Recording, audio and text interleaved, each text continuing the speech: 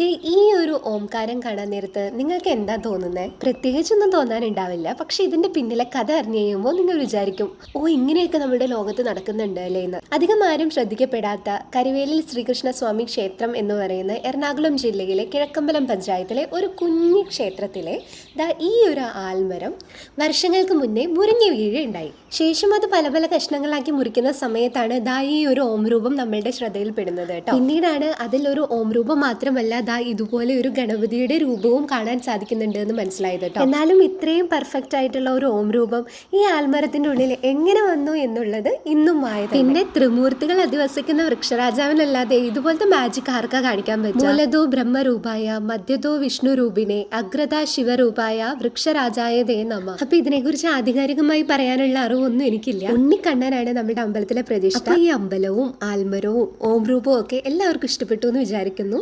എന്നും ഞങ്ങൾക്ക് ഈ അമ്പലവും ഈ ഓം രൂപവും ഒക്കെ അത്ഭുതം തന്നെ. അപ്പൊ ഇത്രയേ ഉള്ളൂ. Tata, bye bye.